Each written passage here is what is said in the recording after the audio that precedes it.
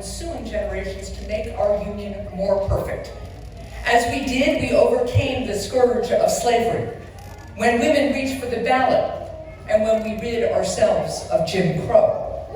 For America is only as free as each generation of new citizens wills it to be. In that sense, you may have sworn an oath today, but your most important job as citizens has only just begun.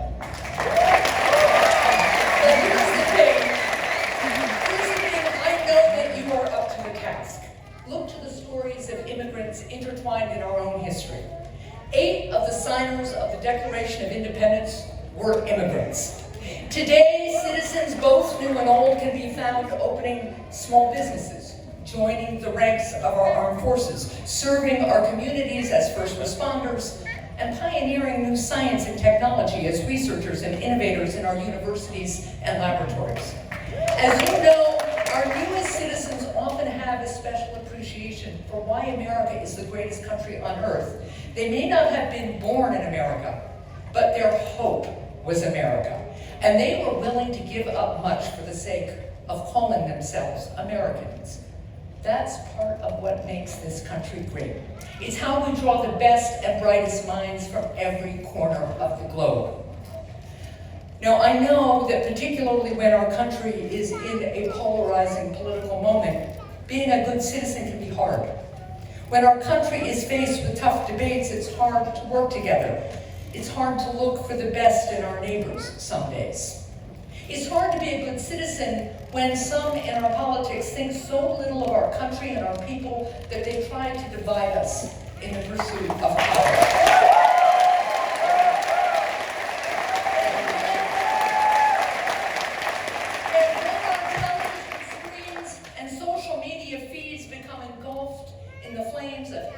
Anger and extremism, it is really hard to believe that we can actually make things better.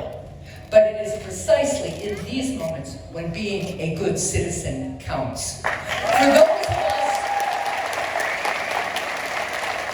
those of us who have long lived here, when we grow accustomed to America, it can become easy to take some of her blessings for granted. With familiarity, we forget what makes this, as Lincoln said, the last best hope of earth. Our country is not perfect, democracy can be hard, and progress is not a straight line. But as our new citizens know well, one can't judge America only by its worst moments any more than they could judge it solely by its best. The canvas of our country was never painted simply in dark shades or light, nor was it ever painted by just one person. Better than the stuff of Norman Rockwell, America is real. Better than a perfect union, America is a project to build a more perfect one. America is not a static thing. We're Emerson's, quote, country of the future, of beginnings, of projects, of vast designs and expectations, close quote. Always changing, always adapting, hopefully improving. We're nothing less than a breathing miracle that requires the lives, fortunes, and sacred honors of each generation. So if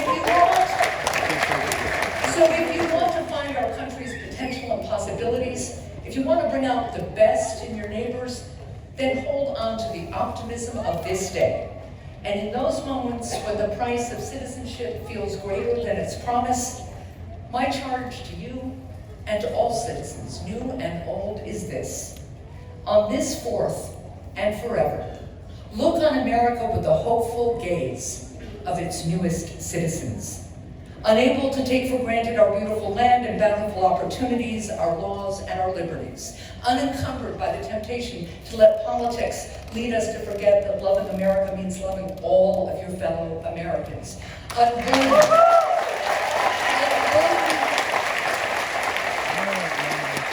Unburdened by the easy cynicism that looks at our country and finds less to revere and more to revile, but instead spending less time counting each other's wrongs and more time resolving together to do right.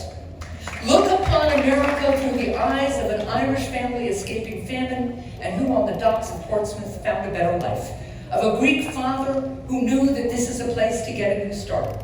Glance towards our cities, farms, and granite hills with the same yearning, of a Vietnamese girl or a young Haitian mother who imagined that perhaps in a quiet New Hampshire town, they can put behind them years of pain and strife.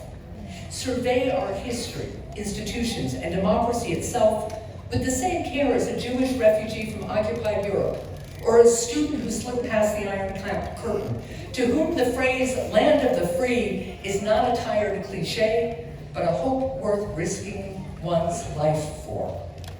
Fix your eyes on this country as the first voyagers did when they peered through mist and fog and saw the distant banks of a place that would become Portsmouth, a place where they could build something, a place where dreams are always possible, a place worth braving icy currents and sailing halfway across the world for, a place where perhaps one day freedom could ring.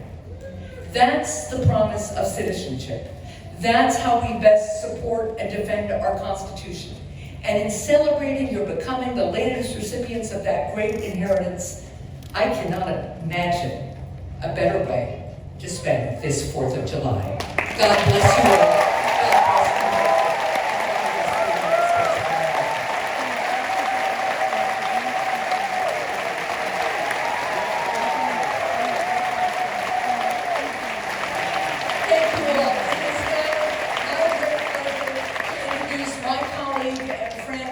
And your representative, Congressman Chris Pappas.